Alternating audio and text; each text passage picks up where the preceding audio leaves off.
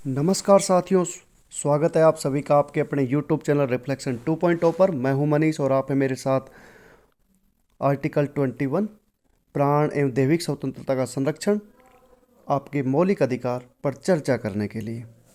साथियों, सेशन को जल्दी से लाइक कर दीजिए, शेयर कर दीजिए और सब्सक्राइब कर दीजिए। अभी हमने आर्टिकल 20 तक अध्ययन कर चुके हैं। आज हम एक आर्टिकल 21 अनुच्छेद 21 का अध्ययन करेंगे। अनुच्छेद जो 21 है वह है प्राण एवं दैहिक स्वतंत्रता का अधिकार।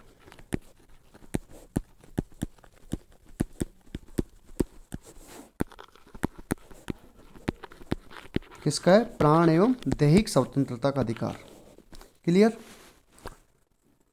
ये संविधान में विधि द्वारा स्थापित प्रक्रिया, विधि द्वारा स्थापित प्रक्रिया के अकॉर्डिंग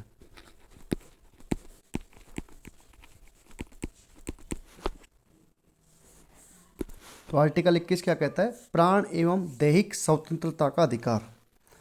इसके अंतर्गत जो हम बताना जा रहे हैं, विधि द्वारा स्थापित प्रक्रिया क्या है कि भारतीय संविधान के द्वारा सभी व्यक्तियों के जीवन का संरक्षण प्रदान किया गया है और निर्धारित किया गया है कि विधि द्वारा स्थापित प्रक्रिया के बिना किसी भी व्यक्ति को उसके प्राण और दैहिक स्वतंत्रता से वंचित नहीं किया जाएगा।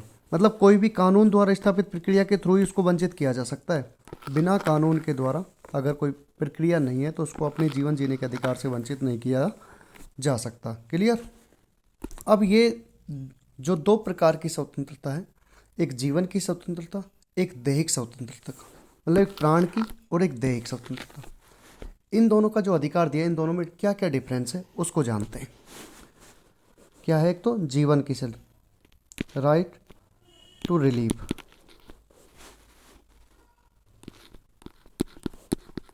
राइट टू लाइफ, जीवन जीने की स्वतंत्रता। इसके अंतर्गत क्या क्या आता है? पहला आएगा कि व्यक्ति को उसके शरीर से और उसके अंगों की सुरक्षा मिल रही है। बॉडी के पार्ट्स की सुरक्षा, पार्ट्स ऑफ बॉडी, ये बॉडी पार्ट्स की सुरक्षा मिल रही है। पहली बात तो क्लियर। उसको किसी प्रताड़ना, किसी की कोई पिटाई कर रहा है, उसकी कोई मार रहा है, उससे मुक्ति मिलेगी। उसकी आजीविका, शिक्षा, शुद्ध पर्यावरण, ये सब चीज़ें जो भौतिक रूप से जो चीज़ें मिल रही हैं उनको कहते हैं जीवन जीने की स्वतंत्रता। क्लियर? और दूसरा इसका है कि जो दैहिक स्वतंत्रता क्या होती है?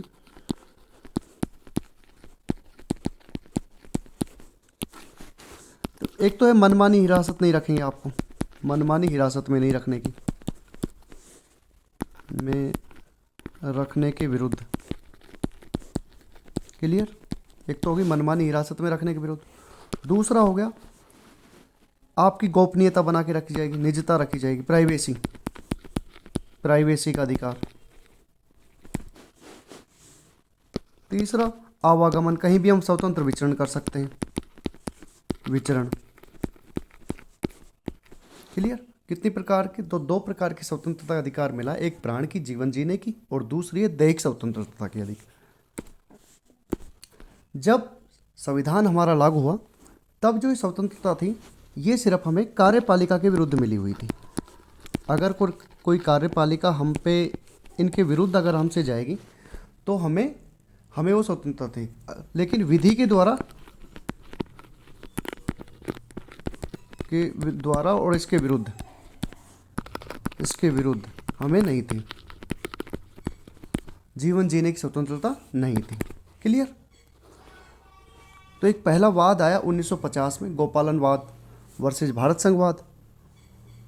उसने क्या किया कि उन्होंने बताया कि आर्टिकल 19 जो हमारी स्वतंत्रता का है और आर्टिकल 21 दोनों एक दूसरे के पूरक हैं। आर्टिकल 19 और आर्टिकल 21 एक दूसरे के पूरक हैं। ये किस वाद में आया? गोपालनवाद में, 1950 में गोपालनवाद वर्सेज भारत संघ। क्लियर? इसमें सुप्रीम कोर्ट ने फैसला दिया कि आर्टिकल 19 और आर्टिकल 21 एक दूसरे के पूरक हैं और कार्यपालिका के ही विरुद्ध हैं। और न्यायपालिका विधि के औचित्य का परीक्षण नहीं कर पाएगा। इसके बाद मैटर दोबारा गया 1978 में, जब मेनका गांधी पर केस लगा कि वो विदेश जाना चाहती थी, तो बट उसका पासपोर्ट रद्द कर दिया गया। तो वो सुप्रीम कोर्ट के पास गई और उन्होंने उसके बाद में आर्टिकल 21 पूरी तरह बदल गया। सुप्रीम कोर्ट ने फैसला दिया है कि विधि की उचित प्रक्रिया होनी चाहिए। उचित प्रक्रिया को स्थापित किया गया। जो अभी तक क्या था, स्थापित प्रक्रिया थी कि विधि अगर कुछ बना दी जाए तो आदमी को उसके दैहिक स्वतंत्रता और प्राणिक स्वतंत्रता से वंचित किया जा सकता है, लेकिन अब उन्होंने निर्णय दिया कि उचित प्रक्रिया होगी। उदारवादी व्यवस्था दी, उदारवादी उसकी व्याख्या की, और आर्टिकल 19 और आर्टिकल 21 जो पहले गोपालनवाद में मान चुके थे उसको दोबारा से पूरक माना। अब इसके कुछ वन लाइनर क्वेश्चन है कि भीमराव अंबेडकर, डॉक्टर भीमराव अंबेडकर आर्टिकल 21 को मैग्ना कार्टा कहते हैं। भारत का मैग्ना कार्टा पार्ट 3 को कहा जाता है, मूल अधिकार को, लेकिन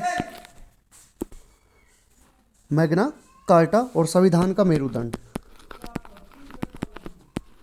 संविधान का मेरुदंड भी कहते हैं। ये किसने कहा? डॉक्टर भीमराव अंबेडकर ने आर्टिकल 21 को कहा।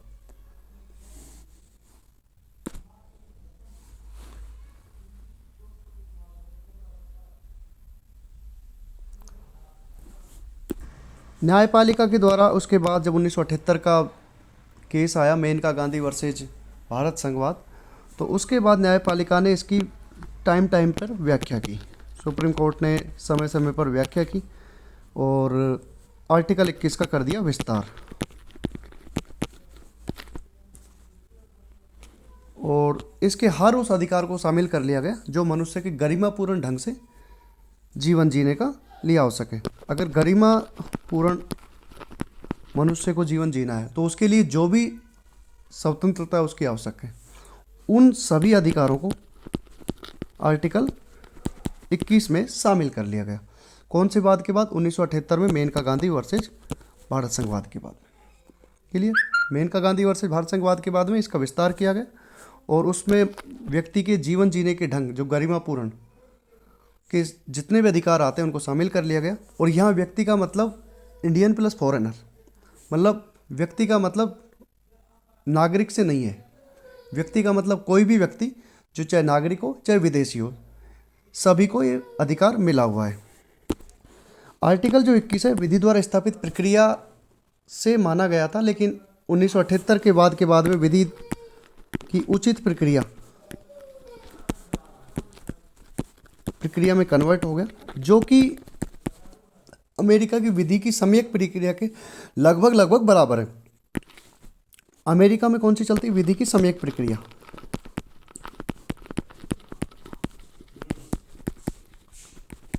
और भारत में है विधि की उचित प्रक्रिया।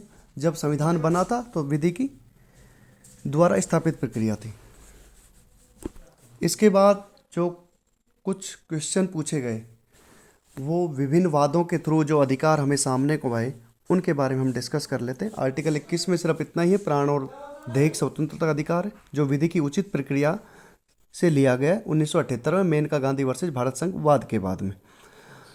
इसके बाद बहुत सारे केसेज आए और उन केसेज के थ्रू जो मनुष्य के गरिमापूर्ण जीवन जीने के ढंग के जो अधिकार थे उनको शामिल कर लिया गया आर्टिकल 21 में। तो वो कौन कौन से अधिकार थे जिन्हें शामिल कर लिया गया और कौन कौन से वाद थे जिनके थ्रू उनको शामिल किया गया, उनसे कई बार क्वेश्चन अराइज होते हैं। तो हम उन ज़्यादा नहीं, जो महत्वपूर्ण है उनको एक बार देख लेते हैं सरसरी। एक था परमानंद,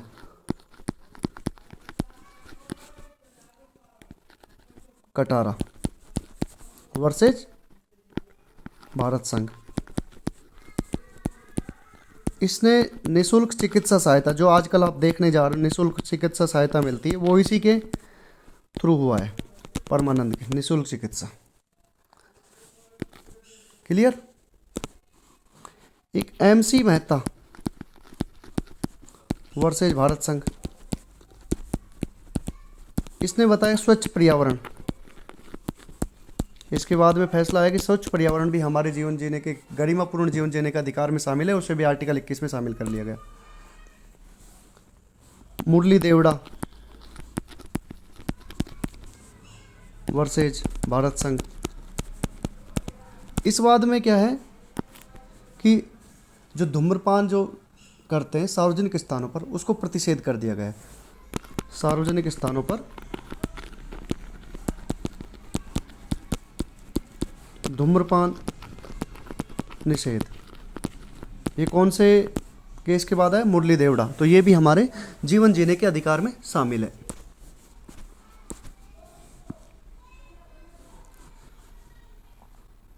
एक common cause versus Indian government, Indian संघ, इसमें गरिमापूर्ण मृत्यु का अधिकार भी है। मतलब आदमी जीवन जीने का अधिकार तो है ही, साथ में गरिमापूर्ण हमें मृत्यु का भी अधिकार है। कौन से कौन में? कॉमन कॉज में। एक पूनावाला वर्सेज भारत संघ, इसमें मॉब लिंचिंग को मान्यता नहीं दी गई कि मॉब लिंचिंग जो होती है उसको मान्यता नहीं दी जाएगी। ये पूनावाला वर्सेज भारत संघ वाद में। हुसैन आरा खातून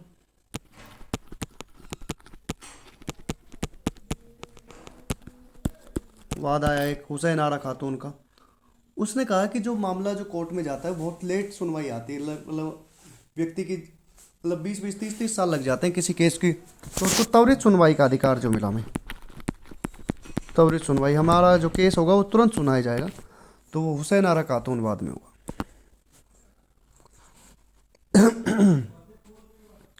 एक विशाखा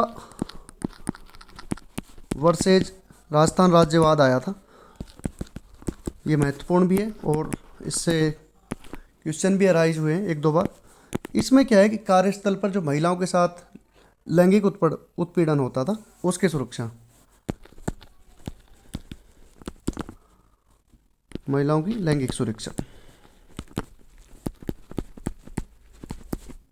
के खिलाफ का उपबंध किया गया है।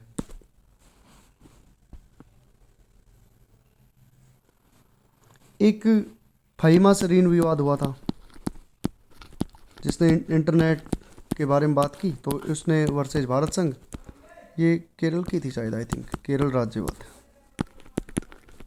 केरल राज्य, हाँ फाहिमा सरीन वर्सेज केरल राज्य। तो इन्होंने इंटरनेट तक पहुंच का अधिकार दिया कि आम आदमी को, हर व्यक्ति को इंटरनेट की पहुंच होनी चाहिए, इंटरनेट की पहुंच तक का अधिकार।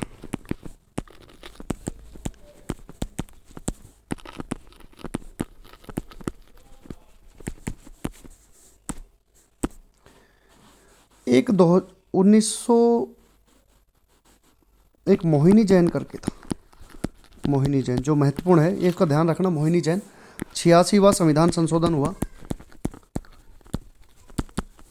संशोधन, और शिक्षा के अधिकार को, क्योंकि शिक्षा व्यक्ति के विकास के लिए बहुत महत्व रखती है, या महत्वपूर्ण जो वस्तु है व्यक्ति के विकास के लिए, उसमें शिक्षा का एक अहम रोल है। तो 86वां संविधान संशोधन शिक्षा के विकास, शिक्षा के अधिकार से संबंधित है। इसमें क्या किया गया कि आर्टिकल 21 का जोड़ा गया, 21A जोड़ा गया, और 6 से 14 वर्ष तक के सभी बच्चों को सरकार निःशुल्क शिक्षा प्रोवाइड कराएगी। और 2002 में ये कब आया? 2002 में आया।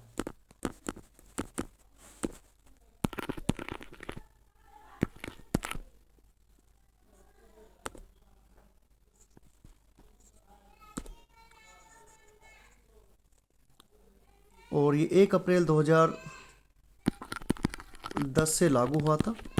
आरटी राइट टू एजुकेशन 2009 में इसका सॉल्यूशन फैसला आया था, कोर्ट ने लागू करने के आदेश दिए थे। 1 अप्रैल 2010 से लागू हुआ और राजस्थान में 1 अप्रैल 2011 से लागू हुआ। राजस्थान में कब हुए? 1 अप्रैल 2011 से। ठीक है, 1 अप्रैल 2010 से पूरे देश में लागू हो गए। भारत सरकार ने लागू करने के आदेश दे दिए थे और आरटी 2009 में इसका फैसला आया और 1 अप्रैल 2011 से राजस्थान में लागू हुआ।